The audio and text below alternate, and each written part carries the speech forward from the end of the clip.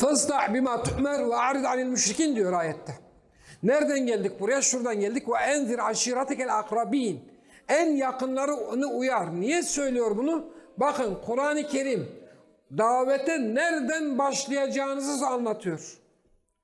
Davete nereden başlayacağınızı anlatıyor. Şuayb Aleyhisselam'ın kavminde Şuayb Aleyhisselam'ın kavmi diyor ki ey Şuayb sen daha önce içimizde kendisinden ümit beslenilen birisiydin. Demek ki Şuayb Aleyhisselam kendisini tanıyan, bilen, geçmişini bilen ve ondan umudu olan kimselere davet etmiş.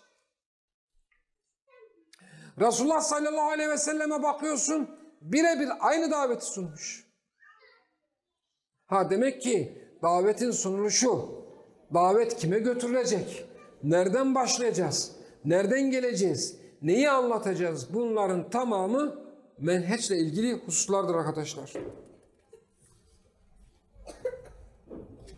Resulullah sallallahu aleyhi ve sellem şimdi kardeşler beni aradı. İsim vermeyeceğim kimlikleri açığa çıkmasın diye bir memlekette 4 tane Müslümanlar. Hocam biz Konya'dan Müslümanların içine hicret edeceğiz dediler. Caiz değil dedim. Hocam hicret nasıl caiz değil? Caiz değil. Ama hocam biz bulunduğumuz memlekette 4 tane Müslümanız. Evet 30 yıl önce biz de Konya'da 4 Müslümandık. 35 yıl önce biz de Konya'da 4 Müslümandık. Elhamdülillah şu an yüzlerce binlerce Müslüman var. Bakın Resulullah sallallahu aleyhi ve sellem diyor ki ayette iyi dikkat edin. اُذُنَ لِلَّذ۪ينَ يُقَاتَلُونَ بِأَنَّهُمْ ظُلِمُوا وَاِنَّ اللّٰهَ عَلَى نَصْرِهِمْ لَقَد۪يرٌ Allah iki şeyde Resulullah sallallahu aleyhi ve selleme izin vermiştir. Bir, Mekke'den Medine'ye hicret. İki, müşrikler onunla savaşmaya başladıkları zaman onlara karşılık vermek, onlarla savaşmak. Dikkat! Aynı konuya geliyoruz. Resulullah sallallahu aleyhi ve sellem kendisi içtihat edip hicret edemiyor bak. Çünkü Mekke onun davet diyarı. Menheç davet diyarında ne kadar kalacağını ona gösteriyor. Sen davet diyarını istediğin zaman terk edemezsin. Davette bulunduğun ortamı, davette bulunacağın ortamı istediğin zaman terk edemezsin sen. Eğer sen ağrılıysan ağrıyı kafana göre terk edip Kars'a gidip ben burada yaşayacağım diyemezsin. Sen o toplumun insanısın, o toplum seni tanıyor, o toplumda senin tanıdıkların var. Daveti orada yürütmekle mükellefsin sen. Senin kafana göre Ağrı'dan Kars'a gidip yerleşmen şer'an caiz değildir bir davetçiysen. Bir davet sunuyorsan. Resulullah sallallahu aleyhi ve sellem bile kafasına göre Mekke'yi terk edemedi. Resulullah sallallahu aleyhi ve sellem buyuruyor. Allah bana Mekke'den çıkmamı, Medine'ye hicret etmeme izin verdi. Allah izin vermeden Resulullah sallallahu aleyhi ve sellem Mekke'den Medine'ye gidemiyor. Arkadaşlar hicretin izne bağlı olduğunu anlatmıyorum. Bu çok önemli bir konu değil. Anlatmaya çalıştım. Hicret, davet ettiğimiz mekanı terk edip başka mekana gitmek. Hicret, davet ettiğimiz mekanı bırakıp başka mekana gitmek. Yani İslami hareket metoduyla ilgili bir konu. Bu konuda bizim kendi kafamıza göre hareket etme imkanımız yok. Allah bize ne zaman izin verirse o zaman hicret ederiz. İkinci konu kıtal. İstediğimiz zaman devlet kurup istediğimiz zaman birileriyle savaşamayız. Resulullah sallallahu aleyhi ve sellem bile kendisine izin gelmeden savaşmadı. Arkadaşlar, menhecin öneminden bahsederken dedik ki, iyi dikkat edin. Menhecin öneminden bahsederken dedik ki, Resulullah sallallahu aleyhi ve sellem kendi kafasına göre hicret edemedi. Yani kendi kafana göre hareket edemezsin. Bir İslami camianın içerisindeysen, bir İslami hareket sahibiysen, ben bu davayı insanlara anlatıyorum diyorsan bir menhecin olacak. Konya'dan İstanbul'a, Konya'dan Ankara'ya, Konya'dan Gaziantep'e, Konya'dan Ağrı'ya hicret etmek istiyorsan ey Murat gezenler, bunu kendi kafana değil vahiy ile yapacaksın diyor bu ayetler. Ey Murat gezenler, güçlerinin, kuvvetlerinin, silahın oldu, topun oldu. Kafirlere savaş açacaksın. Bu vahyin izniyle olacak. Vahyin izniyle olmak zorunda.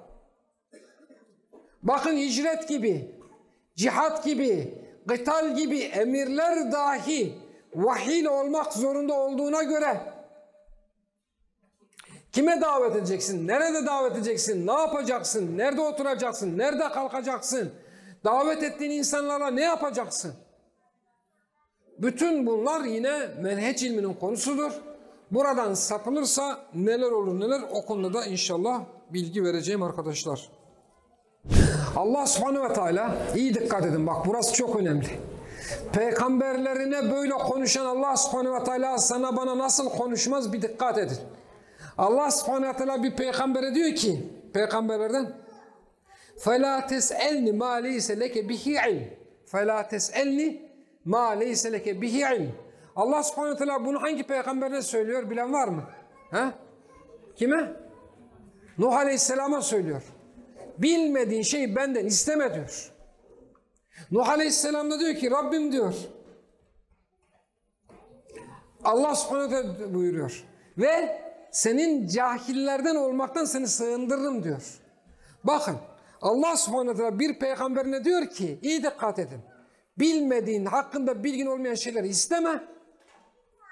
Ve cahillerden olmaktan Allah'a sığın, cahil olacaksın diyor. Kime diyor? Peygamberine. Neden dolayı? Peygamber gemiye binmiş. Gemiye kimin bineceklerine Allah karar vermiş. Peygamber de diyor ki oğlum da binse olur mu? Gemiye bineceklere, cemaate gireceklerin vasıfları Kur'an'da yazılıdır. Cemaat herkese alamazsın. Cemaat yol geçen anı değildir. Cemaat herkesin uğrak kıraathanesi, kahvehanesi değildir. Gemiye kimlerin bineceğini Allah yazacak. Sen kendin gemiye şu veya bu binsin diyemezsin. Bakın Allah subhanehu teala bir peygamberine bilgin olmayan şeyi benden isteme.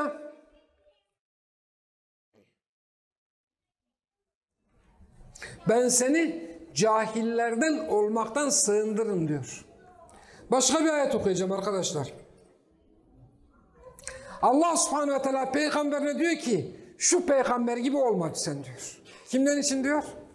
He? Buradan geldi ses. Yunus aleyhisselam.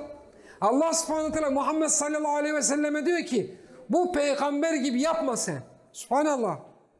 Bir taraftan kendisinden önceki peygamberlere uymakla mükellef olan Muhammed Mustafa'ya Allah subhanehu ve teala sen Yunus'un yaptığı gibi yapma. Yunus aleyhisselam ne yapmıştı? Daha davet bitmeden davet ortamını terk etmiş, davet ortamını bırakmış gitmişti. Ve bundan dolayı da çokça zikredenlerden olmasaydı kıyamet gününe kadar balığın karnında çok ağır bir cezayla cezalandırıldı veya çok ağır bir karşılık gördü. Ceza demeyelim de karşılık diyelim. Ceza deyince şimdi Türkçe olarak anlamıyorsunuz. Tam anlamı karşılık. Ağır bir karşılık gördü. Yani bir balığın yutması ve karanlıklarda kalmak ne demek? Müebbet hapis. Öyle bir müebbet ki sonra kıyamet günü ölümle de bitmiyor. Sebep neydi? Sebep neydi? İnni kuntu minez zalimin. Ben zalimlerden oldum diyor Yunus Aleyhisselam. Ben zalimlerden oldum. Subhanallah. Davet mekanını vahiy gelmeden terk etti. Bak menheçten saptı. Menhece uymadı. Saptı demeyelim. Menhece uymadı. Tabi bu da Allah'ın takdiriyle.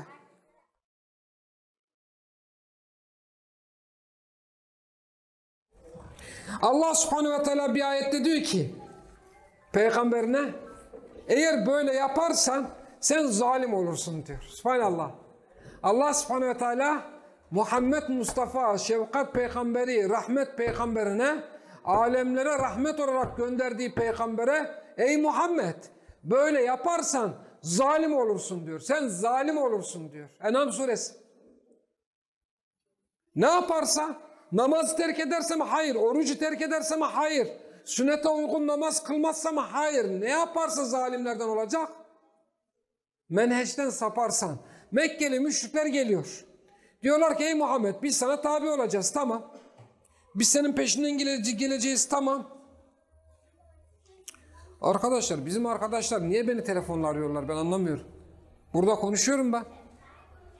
Telefonla arıyorlar, WhatsApp'tan arıyorlar. Çok önemli bir şey varsa direkt gelip söyleyebilirsiniz. Evet. Mekkeli müşrikler Muhammed Mustafa sallallahu aleyhi ve selleme geliyor. Ey Muhammed, biz seninle beraber oluruz ama senin etrafında köleler var. Bayağı kimseler var. Düşük insanlar var. Biz onlarla oturup kalkamayız. Sen onları kovala, biz seninle beraber olalım. Nasıl, iyi bir teklif değil mi? Var mı burada bu teklifi kabul etmeyecek? Aklen ben kabul ederim. Ne yapacağım sizle oturup da? İstanbul'un zenginleriyle oturup kalsam, bu davayı onlar kabul etse, işte Genelkurmay Başkanı kabul etse, İstanbul valisi gelse bana dese ki şuradakileri at gitsin, ben bu davayı kabul edeceğim dese, ben hiç düşünmem, atar giderim, ne olacak da? Koskoca vali. Her türlü imkan açılacak. Aklen düşündüğünüzde böyle değil mi? Gülüyorsunuz ama gerçek bu değil mi? Aklen düşündüğünüzde bu. İstanbul'un valisi, kaymakamı neyse 3-5 tane kodaman kim varsa o gelip de tüm bunları gönder, biz iman edelim dese ben kabul ederim. Baksana, bir tane düğün salonu tutamıyoruz. Onlar Müslüman olursa her yer bizim. Resulullah'a böyle söylüyorlar. Resulullah sakın ama sakın onları kovma diyor. Onların hesabından sana bir şey yok. Senin hesabından onlara bir şey yok. Sen onları kovalarsan zalimlerden olursun. Yani menheçten saparsan, menheci terk edersen, sahih menhece göre etrafımızda olması gereken kişiler Allah'tan korkan. Kim Allah'tan korkuyorsa o bizim yanımızda olacak. Allah'tan korkanı yanımıza alacağız. Hani biraz önce cemaat herkese alamazsın dedim ya. Allah'tan korkanı cemaate almak zorundasın. Tebliği Allah'tan korkana yapmak zorundasın. Bunu yapmazsan zalimlerden olursun diyor. Bakın, Allah subhanehu ve teala Resullerine Nuh aleyhisselamdan örnek verdik. Yunus aleyhisselamdan örnek verdik. Şimdi de Peygamber sallallahu aleyhi ve sellem'den örnek verdik. Allah subhanehu ve teala kendi peygamberine menheçten saparsan zalimlerden olursun diyor. Allah subhanehu ve teala Muhammed Mustafa sallallahu aleyhi ve selleme diyor ki sakın ama sakın böyle şeyler yapıp cahillerden olma diyor. Sana bana demiyor bak, Muhammed Mustafa sallallahu aleyhi ve selleme sakın şöyle yapıp yanlış işler yapıp cahillerden olma. وَاِنْ كَانَ كَبُرْ عَلَيْكَ اِعْرَادُهُمْ Eğer sen onlara bu davayı anlattın, onlar yüz çevirdi, tamam bırakıyorum, çekiyorum, gidiyorum diyecek olursan فَاِنْ اِسْتَعْتَعْتَ اَنْ تَبْتَغِيَ نَفَقًا فِي الْأَرْضِ Yere bir delik del, اَوْ سُلَّمًا فِي السَّمَا Gökyüzüne de bir merdiven daya, فَتَأْتِيهُمْ بِآيَةٍ Onlara ayet getir. Muhammed Mustafa sallallahu aleyhi ve sellem Mekke'de, iyi dikkat edin, bu davayı anlatıyor. Onlar yüz çeviriyor. Resulullah anlatıyor, onlar yüz çeviriyor. Resulullah anlatıyor, onlar yüz çeviriyor. Ve onlar bize bir mucize getir, bir delil getir, biz hemen iman edeceğiz diyorlar. Ne yaparsınız? Hemen bir mucize istersiniz değil mi? Adamlar iman edeceğini söylediler. Mucize gelirse, delil gelirse iman edeceğiz dediler. O halde gidelim bir mucize getirelim. Allah subhanehu ve teala diyor ki mucize peşinde düşme. Mucize getirilmesi gerekseydi ben onlara mucize getirirdim.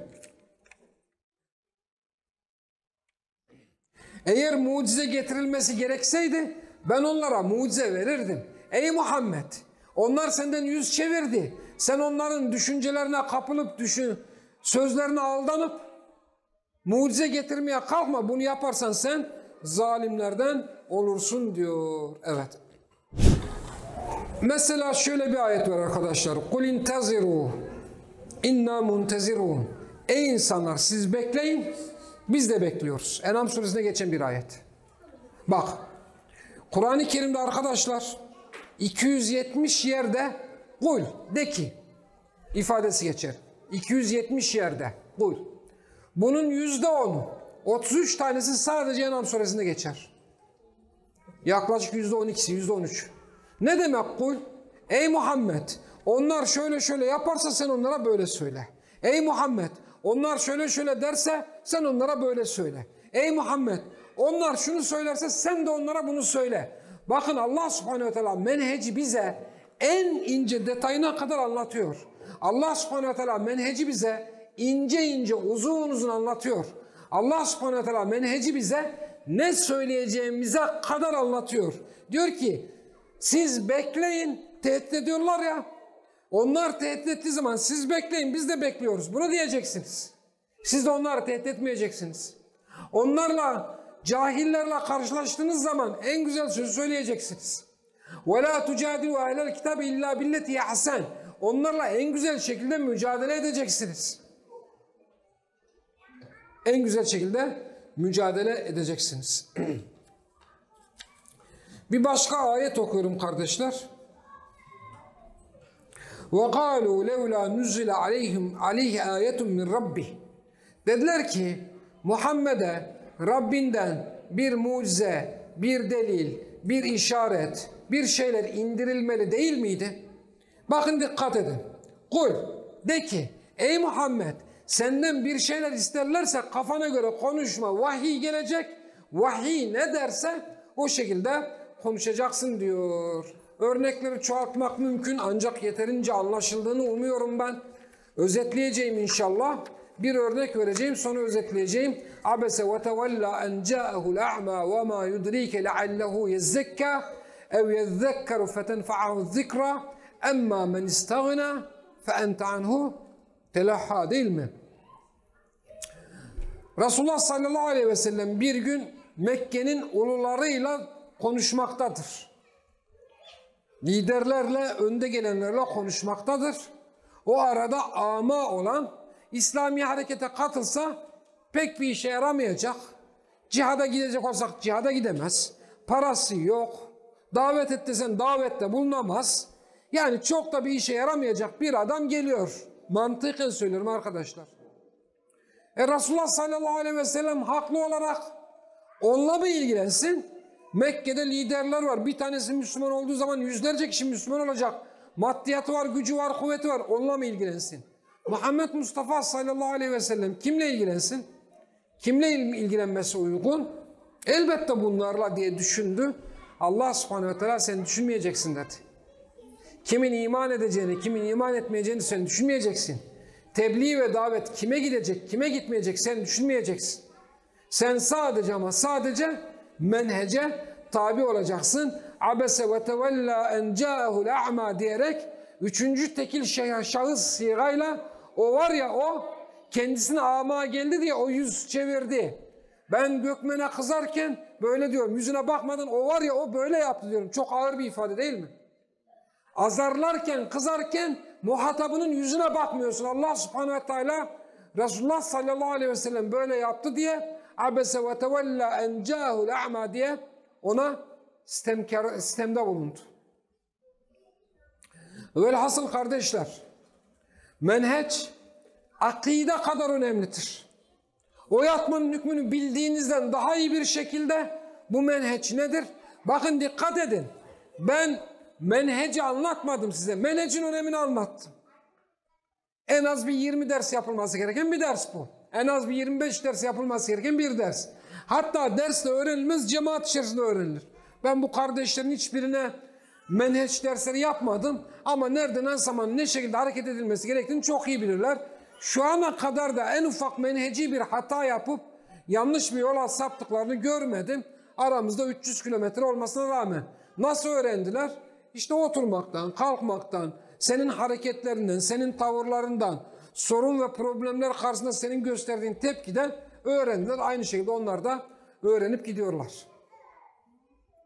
Tabii daha öğrenecekleri çok şey var. Gidince öğreteceğiz.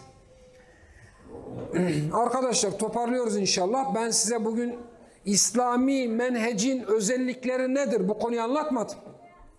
Bu konu bambaşka bir konu. İslami hareketin, daha doğrusu bir cemaat kurduk. Cemaatimiz 5 kişi. Bu 5 kişi biz ne yapacağız? İşte menheç bu. Nasıl hareket edeceğiz? Nerede duracağız? Nerede kalkacağız bu? Ben bunu anlatmadım. Ben size bunun önemini anlattım. Peki hocam bunu nereden öğrenebiliriz? Yoldaki işareti 9 defa okuyacaksınız, ezberleyeceksiniz. Me'alimu fit tarik. Seyyid Kutub'un Yoldaki İşaret isimli kitabını 9-10 kere okuyacaksınız. Seyyid Kutub'un Fî Zilâlil Kur'an'ından özetlenmiş Ahmet Faiz'in yazdığı davet yolunu bir 5-6 kere ders kitabı olarak işleyeceksiniz. Muhammed Tevfik Berekat'ın çıkardığı İslam'ın hareket metodunu ezberleyeceksiniz. Bir de Muhammed Kutub'un yazdığı Keyfe Ned'un Nas, insanları İslam'a nasıl davet edelim kitabını ezberleyeceksiniz. Hocam hiç selefin kitaplarından bahsetmedin. Selef hiçbir zaman müşriklere davette bulunmadı da müşriklere davetin menheci hususunda bir şeyler yazmadı toplu olarak. Ama ben menhece dair her söylenileni selefin kitaplarının satır arasında gürültü yapmayalım çocuklar.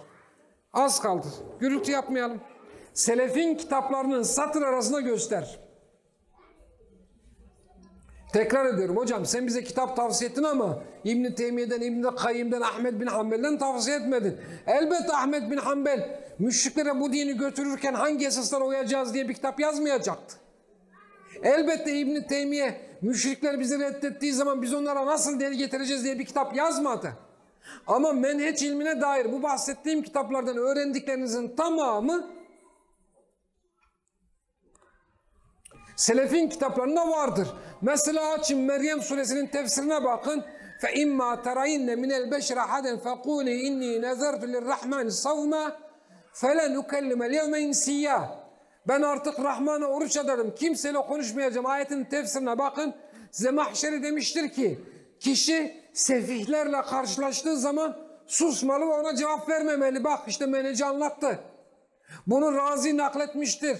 Bunu Maturidi tevilatta söylemiştir. Bak, menhece dair söylediğimiz her şeyi selefin kitaplarının satır arasında gösterebilirim ben. Ama size şimdi diyemem ki bunu öğrenmek için 20 ciltlik şu kitabı okuyun. Bu kitapların özeti olan bu kitapları ezberleyin. Bu kitapları ezberleyin arkadaşlar. Ben size menheç nedir anlatmadım, bunun önemini anlattım. Önemi neymiş? Tevhidi öğrendiğiniz gibi menheci öğrenmezseniz demokrat olurmuşsunuz. Ya da mürci olurmuşsunuz. Ya da harici olur, yoldan çıkar gider ve bunda da hiçbir şey görmezmişsiniz. Evet. Bana bu kadar sabrettiğiniz için teşekkür ediyorum arkadaşlar.